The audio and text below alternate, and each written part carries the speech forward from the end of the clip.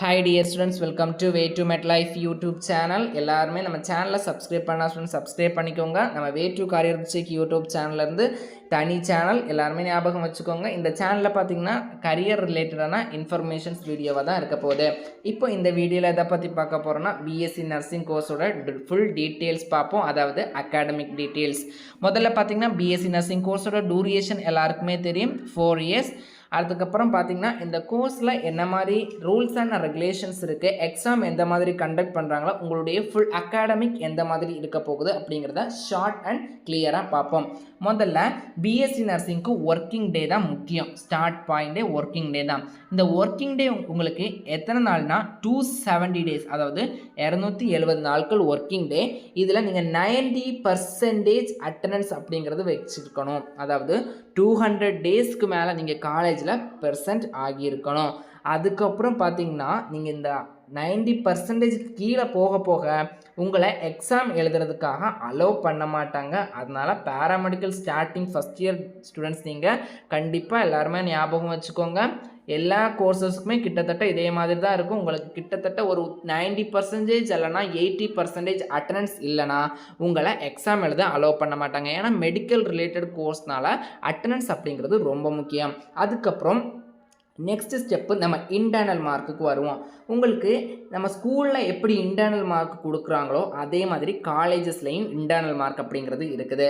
இப்போ எக்ஸாம்பிளுக்கு பார்த்திங்கன்னா நம்ம இன்டர்னல் 12th எல்லாருமே எழுதியிருப்பீங்க, 70 மார்க்கு தியரி எழுதியிருப்பீங்க, 30 மார்க்கு இன்டர்னல். அதே மாதிரி நம்ம நர்சிங் கோர்ஸுக்கு 100 மார்க்கு நீங்கள் யூனிவர்சிட்டியில் எழுதணும். ஒரு 50 மார்க்கு பார்த்திங்கன்னா தியரி ப்ராக்டிக்கல் அப்படிங்கிறதுக்கு 50 மார்க்கு இன்டர்னல் கொடுப்பாங்க. தியரி தனியாக நீங்கள் எக்ஸாம் எழுதுகிற மாதிரி இருக்கும், ப்ராக்டிக்கல் தனியாக எழுதுகிற மாதிரி இருக்கும். நம்ம ஸ்கூலில் ரெண்டுமே சேர்த்து ஒரே இது. பட் காலேஜில் வரும்போது தியரி செப்பரேட், ப்ராக்டிக்கல் செப்பரேட் அப்படிங்கிற செக்ஷனாக நடக்கும். அப்படி தியரி செக்ஷனுக்கு 50 இன்டர்னல் மார்க்கு, ப்ராக்டிக்கல் செக்ஷனுக்கு 50 இன்டர்னல் மார்க்கு. தியரியில் எதெல்லாம் வரும் அப்படின்னா உங்களுக்கு அசஸ்மெண்ட் எக்ஸாம் வைப்பாங்க, நெக்ஸ்ட் இன்டர்னல் எக்ஸாம் வைப்பாங்க. அந்த எக்ஸாம்ஸ் எல்லாம் பார்த்து உங்களுக்கான மார்க்கு கொடுப்பாங்க. அதே மாதிரி ப்ராக்டிக்கலுக்கு நீங்கள் எப்படி டியூட்டி மெயின்டைன் பண்ணுறீங்க, பேஷண்ட்ஸ் ரெக்கார்ட் எப்படி மெயின்டைன் பண்ணுறீங்க, உங்களுடைய டீச்சர்ஸ் இன்ட்ராக்ஷன் எப்படி இருக்குது, அதெல்லாம் கால்குலேட் பண்ணி ப்ராக்டிக்கல் எக்ஸாம் வச்சு உங்களுக்கான அந்த 50 மார்க்கு கொடுப்பாங்க. அப்போ இன்டர்னலே உங்கள்கிட்ட பார்த்திங்கன்னா 100 மார்க்கு தனித்தனியாக இருக்குது. எப்படி தியரிக்கு 50 மார்க்கு, ப்ராக்டிக்கலுக்கு 50 மார்க்கு.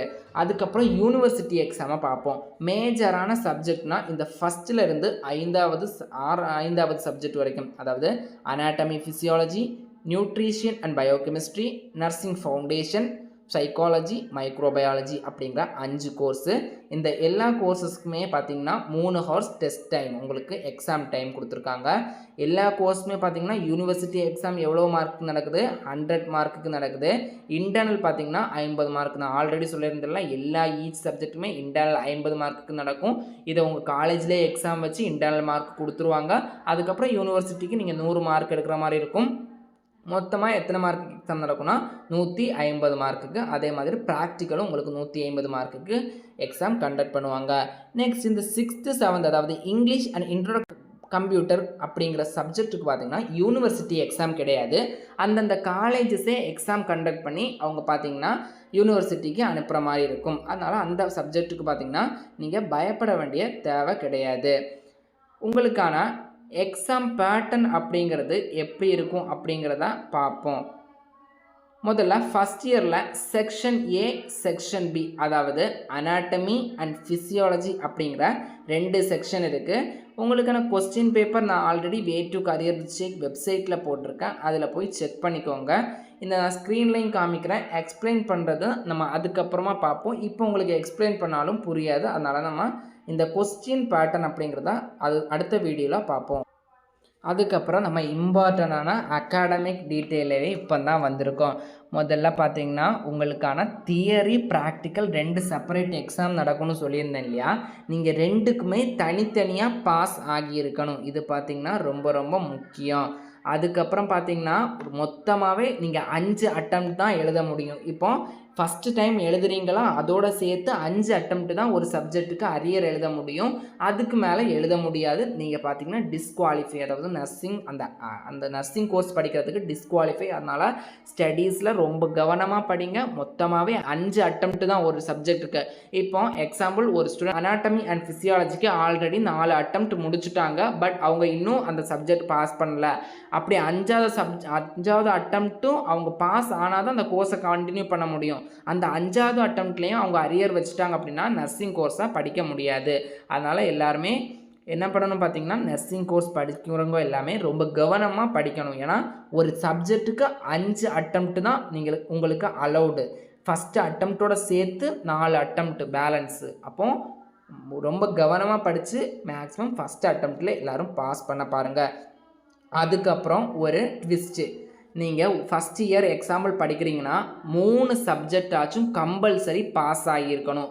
3க்கு மேலே உங்களுக்கு அரியர் இருந்துச்சு அப்படின்னா நெக்ஸ்ட் இயருக்கு ப்ரொமோட் ஆக முடியாது. பிரேக் சிஸ்டம் நர்சிங் கோர்ஸை பொறுத்த வரைக்கும் இருக்குது. இதில் போட்டிருக்காங்க பாருங்கள், எ candidate failing in the more than 3 subject will not be promoted to the next year. 3 சப்ஜெக்ட்டுக்கு மேலே நீங்கள் ஃபெயில் ஆகிட்டீங்க அப்படின்னா உங்களால் நெக்ஸ்ட் இயருக்கு ப்ரொமோட் பண்ண முடியாது. அதுக்கப்புறம் candidate who has failed more than 3 subject should permit to undergo study and training of the next year. நீங்கள் கண்டிப்பாக பார்த்தீங்கன்னா எல்லாருமே 3 சப்ஜெக்ட்டுக்கு மேலே கம்பல்சரி ஃபெயில் ஆகிருக்கக்கூடாது. அதுக்கப்புறம் நர்சிங் கோர்ஸை பொறுத்த வரைக்கும் நான் முன்ன சொன்ன மாதிரி மொத்தமாகவே 5 அட்டெம்ப்ட் தான் ஒரு சப்ஜெக்ட்டுக்கு. அதுக்கப்புறம் நீங்கள் மோர் தென் 3 சப்ஜெக்ட், 3 சப்ஜெக்ட்டுக்கு மேலே ஃபெயில் ஆயிருந்தீங்க அப்படின்னா more than 3 subject will not be promoted next year. அதையும் ஞாபகத்தில் வச்சுக்கோங்க. The candidate shall not be permitted into final year unless passed all subject of the first second third. நீங்கள் final இயருக்கு promote பண்ணணும்னா first இயர்லேருந்து third year வரைக்கும் எந்த அரியரும் இருக்கக்கூடாது. அப்போ தான் உங்களால் ஃபைனல் இயருக்கு ப்ரொமோட் பண்ண முடியும். அதே மாதிரி பார்த்திங்கன்னா ப்ராக்டிக்கல் எக்ஸாமுக்கும் கொடுத்துருக்காங்க. இதுதான் நம்மளுடைய நர்சிங் கோர்ஸோடைய எலிஜிபிள் பேசிக்கான இன்ஃபர்மேஷன் தான் நம்ம நர்சிங் கோர்ஸோடைய பேசிக்கான இன்ஃபர்மேஷன். ஃபஸ்ட்டு பார்த்திங்கன்னா ஒர்க்கிங் டே முக்கியம். டோட்டலாக 270 டேஸ் ஒர்க்கிங். அதுக்கப்புறம் உங்களுக்கு இன்டர்னல் மார்க்கு ஈச் சப்ஜெக்ட்டுக்கும் தியரி ப்ராக்டிக்கல் அப்படின்னு தனித்தனியாக 50 மார்க் இருக்குது. உங்களுக்கு டோட்டலாக ஒரு 5 சப்ஜெக்ட் மேஜர் சப்ஜெக்டாக வருது. Anatomy, physiology, nutrition, biochemistry, microbiology, nursing foundation, இதே மாதிரி கோர்சஸ் வருது. இந்த 5 கோர்ஸுமே யூனிவர்சிட்டி எக்ஸாம் இருக்குது. 100 மார்க்குக்கு அட்டன் பண்ணுறாங்க. அதுக்கப்புறம் உங்களுடைய இன்டர்னல் மார்க்கு 50 மார்க்கு. அதுக்கப்புறம் இங்கிலீஷ் அண்ட் கம்ப்யூட்டர் கம்யூனிகேஷன் அப்படிங்கிற 2 சப்ஜெக்ட் பார்த்திங்கன்னா நான் யூனிவர்சிட்டி எக்ஸாமு. இது பார்த்திங்கன்னா அந்தந்த காலேஜஸே கண்டக்ட் பண்ணி யூனிவர்சிட்டிக்கு மார்க் கொடுத்துருவாங்க. அதுக்கப்புறம் மெயினாக அரியர் சிஸ்டம் இருக்குது. அதில் பார்த்திங்கன்னா நீங்கள் ஒரு பேப்பருக்கு பார்த்திங்கன்னா டோட்டலாகவே 5 அட்டெம்ப்ட் தான். அதுக்கு மேலே எழுத முடியாது. நீங்கள் நர்சிங் கோர்ஸுக்கும் எலிஜிபிள் கிடையாது. அதை ஞாபகத்தில் வச்சு எழுதிக்கோங்க. அதுக்கப்புறம் நீங்கள் ஃபைனல் இயர் போகும்போது எந்த அரியருமே இருக்கக்கூடாது. அப்போ தான் உங்களுக்கு ஃபைனல் இயரில் போய் அந்த கோர்ஸஸை கண்டினியூ பண்ண முடியும். அதுக்கப்புறம் பார்த்திங்கன்னா உங்களுக்கு 3 சப்ஜெக்ட்டுக்கு மேலே அரியர் இருந்துச்சு அப்படின்னா உங்களால் நெக்ஸ்ட் இயருக்கு ப்ரொமோட் பண்ண முடியாது. 3க்கு மேலே அரியர் இருக்கக்கூடாது. அதனால் எல்லாருமே கேர்ஃபுல்லாக மேக்ஸிமம் அரியர் வைக்காமல் பழகிக்கோங்க. ஆரம்பத்திலே நோட்ஸ் எடுத்து அன்னன்னைக்கு எடுக்கிற பாடத்தை அன்னன்னைக்கு படிச்சுக்கோங்க. நர்சிங் கோர்சஸ் ரிலேட்டடாக மேக்ஸிமம் இன்ஃபர்மேஷன் கவர் பண்ணியிருப்பேன். எல்லாருக்குமே இன்ஃபர்மேட்டிவாக இந்த வீடியோ இருந்திருக்கும். உங்களுடைய ஃப்ரெண்ட்ஸ் அண்ட் ஃபேமிலி சர்க்கிளுக்கும் ஷேர் பண்ணுங்கள். நம்மளுடைய வே டு மெட் லைஃப் அப்படிங்கிற யூடியூப் சேனலை சப்ஸ்கிரைப் பண்ணி வச்சுக்கோங்க. மேலும் இது போன்ற மெடிக்கல் சார் தகவலுக்கு இணைந்திருங்கள். வே டு மெட் லைஃப் யூடியூப் சேனலுடன். நன்றி.